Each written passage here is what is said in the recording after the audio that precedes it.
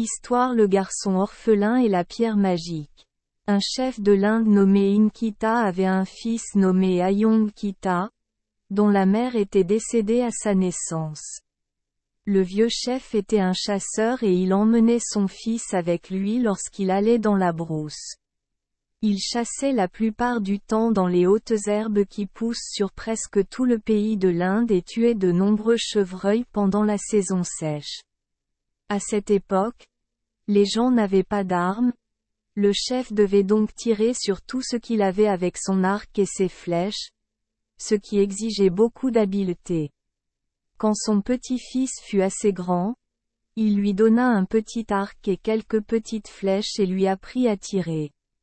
Le petit garçon apprenait très vite et, en s'entraînant continuellement avec les lézards et les petits oiseaux, il devint bientôt expert dans l'utilisation de son petit arc et pouvait les frapper presque à chaque fois qu'il leur tirait dessus. Quand le garçon eut 10 ans, son père mourut, et comme il devint ainsi le chef de la maison de son père et qu'il avait autorité sur tous les esclaves, ils devinrent très mécontents et projetèrent de le tuer, alors il s'enfuit dans le buisson. N'ayant rien à manger, il vécut plusieurs jours des noix qui tombaient des palmiers. Il était trop jeune pour tuer de gros animaux et ne disposait que de son petit arc et de ses flèches, avec lesquelles il tuait quelques écureuils, rats de brousse et petits oiseaux, et parvenait ainsi à vivre.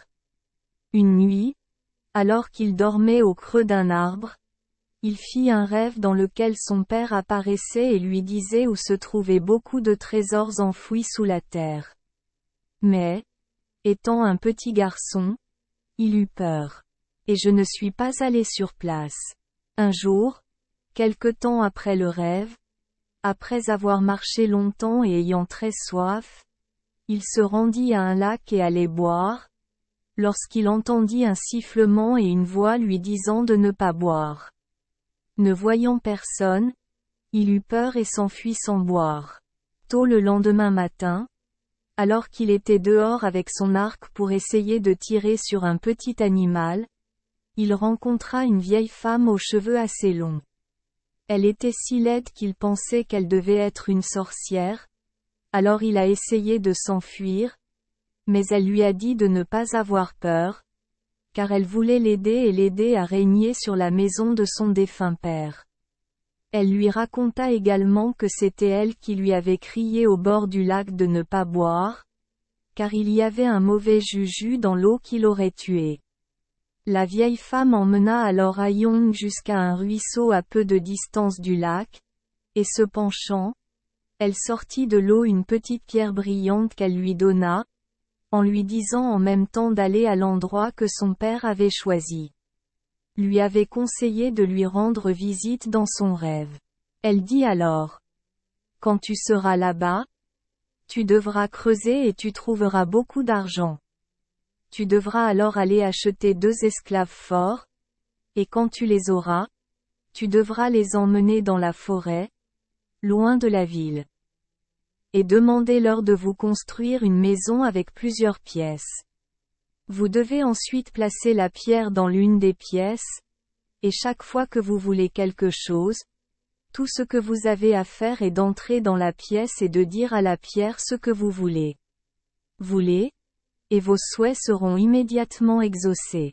Ayong fit ce que la vieille femme lui avait dit, et, après beaucoup de difficultés et de dangers, il acheta les 2 esclaves et construisit une maison dans la forêt, en prenant grand soin de la pierre précieuse, qu'il plaça dans une pièce intérieure. Puis, pendant quelque temps, chaque fois qu'il avait besoin de quelque chose, il entrait dans la chambre et demandait un nombre suffisant de verges pour acheter ce qu'il voulait, et on les lui apportait toujours immédiatement.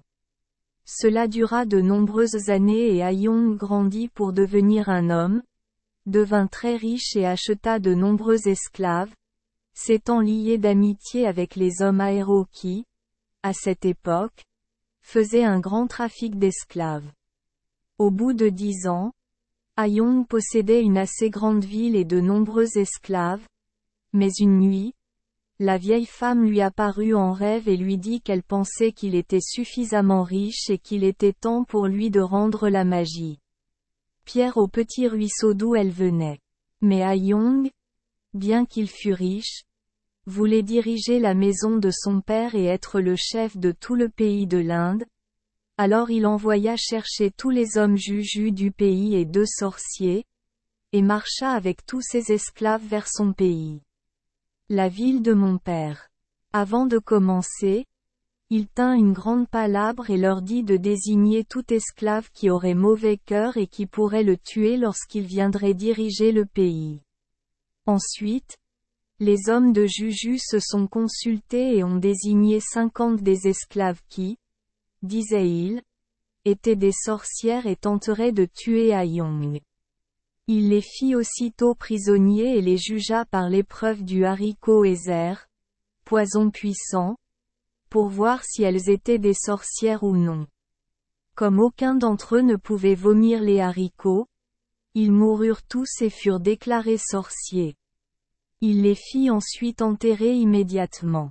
Quand le reste de ses esclaves virent ce qui s'était passé, ils vinrent tous vers lui demandèrent pardon et promirent de le servir fidèlement. Bien que les 50 hommes aient été enterrés, ils ne pouvaient pas se reposer et troublaient beaucoup Ayong. Au bout d'un certain temps, il tomba lui-même très malade. Il envoya donc de nouveau chercher les hommes de Juju, qui lui dirent que c'étaient les hommes sorciers qui, bien qu'ils étaient morts et enterrés, avaient le pouvoir de sortir la nuit et avaient l'habitude de sucer le sang d'Ayong, ce qui était la cause de sa maladie. Ils dirent alors: Nous ne sommes que 3 hommes Juju. Vous devez en avoir 7 de plus, ce qui fait le nombre magique de 10. Quand ils arrivèrent, ils déterrèrent les corps des 50 sorcières et trouvèrent qu'ils étaient tout à fait frais.